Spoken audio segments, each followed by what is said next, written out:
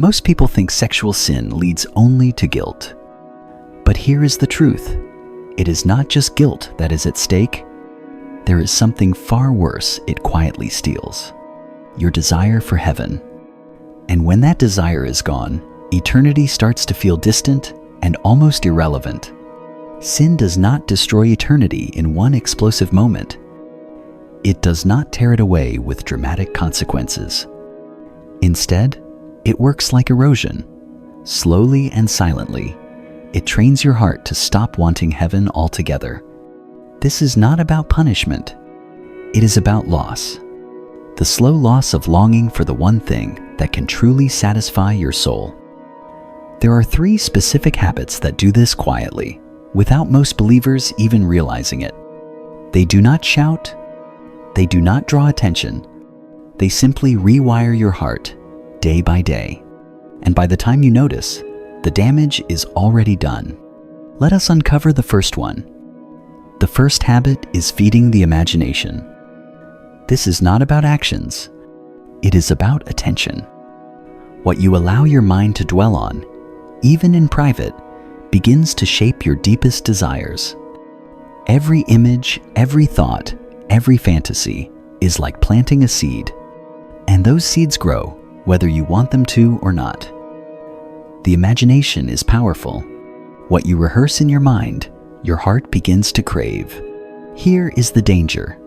Heaven is not built on fantasy. Heaven is built on truth, on light, and on the beauty of God's reality. When you train your imagination to feed on things that are not real, things that are self-focused or fleeting, you begin rewiring your heart to crave something other than God. And over time, without even realizing it, heaven starts to feel distant. Not because heaven is far away, but because your heart has been trained to long for something else. Jesus warned us of this in Matthew chapter 6. He said that the eye is the lamp of the body. What fills our vision shapes what fills our inner life. Every thought you entertain and every image you allow to linger is doing one of 2 things. It is either filling your heart with light, or it is training your heart to crave darkness. And when the heart grows used to darkness, the light of heaven begins to feel uncomfortable and unfamiliar.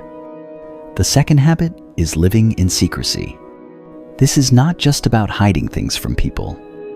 It is about hiding from the light.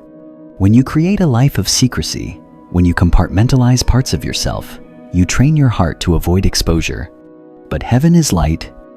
God is light. To stand in His presence is to stand in perfect transparency, where nothing is hidden and nothing is concealed. When you live in secrecy, you are not only hiding your actions, you are teaching your heart to avoid light, truth, vulnerability, and connection. Every time you choose secrecy, you are quietly telling your heart that it is safer in the dark. Here is the eternal impact. If you spend your life avoiding light, heaven begins to feel uncomfortable, because heaven is pure, radiant light. Jesus said that those who love darkness avoid the light because they fear exposure. Secrecy does not just keep you from others, it keeps you from God.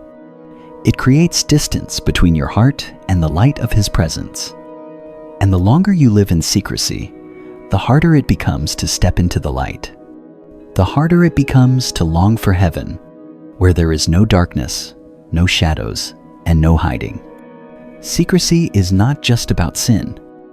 It is about what it trains your soul to avoid.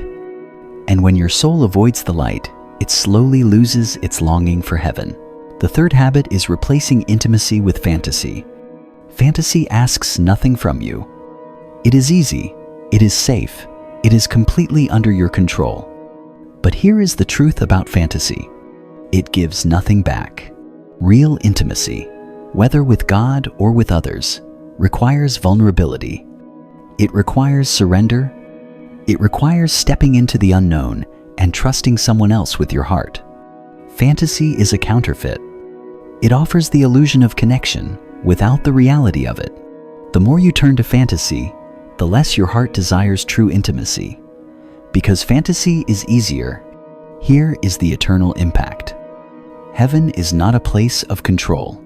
It is a place of relationship. It is a place where we are fully known and fully loved. It is a place where we experience the joy of being in God's presence and the presence of others without barriers. But when we replace real intimacy with fantasy, we dull our hunger for heaven. Our hearts grow used to the shallow, to the fleeting, and to what we can control. Heaven, where love is perfect and intimacy is eternal, starts to feel distant, even unappealing. Paul writes in Ephesians chapter 4, verses 22 to 24. He says, "Put off your old self, which is being corrupted by its deceitful desires. Be made new in the attitude of your mind. Put on the new self, created to be like God in true righteousness and holiness." Fantasy corrupts the desire for what is real. It trains us to prefer the shallow over the deep, the fleeting over the eternal. When that happens, our hearts stop longing for heaven, the one place where love is complete and joy is eternal. Here is the good news. This is not the end of the story. The habits that steal our desire for heaven do not have to define us. They do not have to control us. They do not have to shape our eternity. What we feed now shapes what we long for later. If we train our hearts to crave what is good, what is true, and what is eternal, heaven becomes not just a future hope, but a present longing. God is not distant. He is not waiting for you to fix yourself before you come to Him. He is inviting you, right now, to step into the light, to let go of the counterfeit, to rediscover the joy of longing for Him. Heaven is not distant to hearts that are set on eternity. It is only distant to hearts that have been quietly trained away from it. This is not condemnation. It is an invitation. An invitation to stop and ask yourself, what am I feeding my heart? What am I training myself to long for? Are there habits in my life that are quietly dulling my desire for heaven? Take a moment to reflect. If this message spoke to you, I would love to hear from you. Leave a comment and share. What is one thing you are ready to let go of so you can set your heart on eternity again?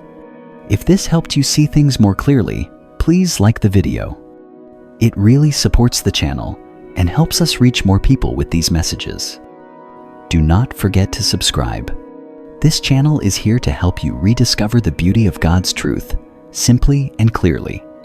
In the next video, we will talk about how to practically retrain your heart to desire heaven again. You will not want to miss it. Thank you for watching. May God bless you as you set your heart on eternity.